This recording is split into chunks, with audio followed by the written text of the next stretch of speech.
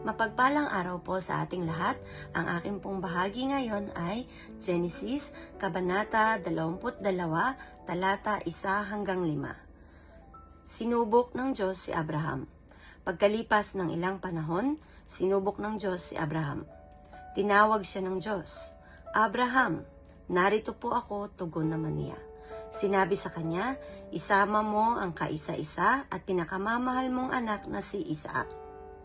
At magpunta kayo sa lupain ng Moria. Umakyat kayo sa bundok na ituturo ko sa iyo at ihandog mo siya sa akin." Kinabukasan, maagang bumangon si Abraham at nagsibak ng kahoy na gagamiting panggatong sa handog na susunugin. Inihanda niya ang asno at umalis kasama si Isaac at ang 2 aliping lalaki papunta sa lugar na sinabi ng Diyos sa kanya. Nang 3 araw ng paglalakbay, natanaw na nila ang dakong kanilang pupuntahan. Kaya't sinabi ni Abraham sa kanyang mga alipin, "Bantayan ninyo rito ang asno at kami na lamang ng bata ang aakyat sa bundok.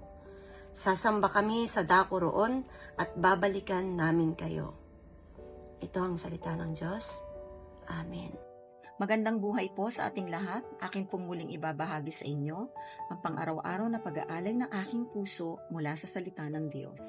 Sinasabi po dito sa ika-22 ng Genesis, versikulo 6 hanggang 10.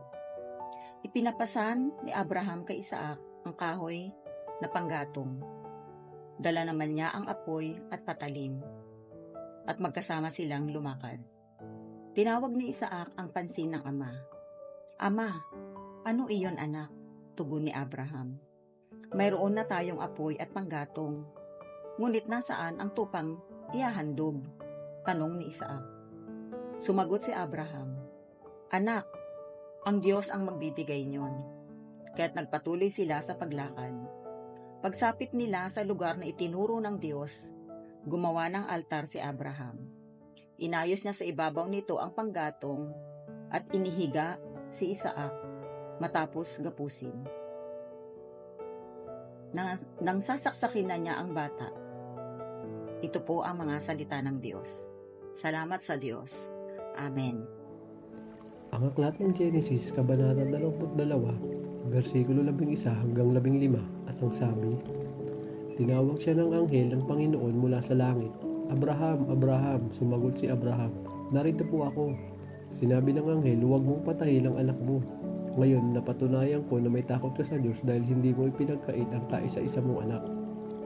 Paglingon ni Abraham, may nakita siyang isang lalaking tupa na ang sungay ay nasabit sa mga sanga ng kahoy at hindi na ito makaalis. Kaya kinuha ito ni Abraham at inihandog bilang handog sa sinusunog kapalit ng kanyang anak.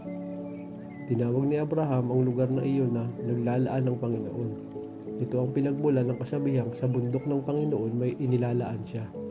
Muling tinawag ng anghel ng Panginoon si Abraham mula sa langit. Amen. Genesis chapter 22 verse 16 to 20.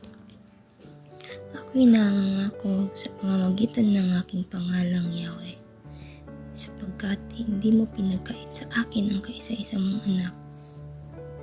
Pagpapalain kita, ang lahi mo'y magiging sindami ng bituin sa langit at buhangin sa dagat. Sasakupin nila ang mga lungsod ng kanilang mga kaaway. Sa pamamagitan ng iyong lahi, pagpapalain ng lahat ng bansa sa daigdig, sapagkat sinunod mo ang aking utos.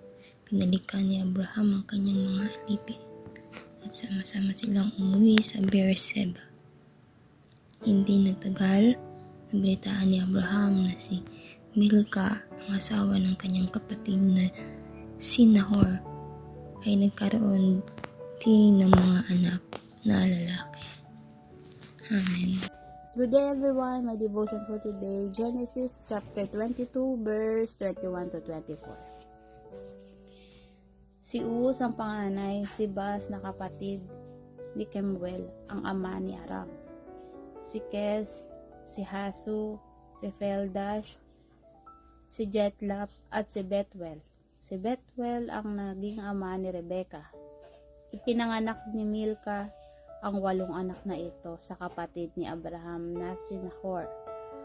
at ang kaniyang asawa na ang pangalan ay Ruma ay nagkaroon din ng mga anak, si Teva, si Gaham, si Tahash, at si Maaka. Amen.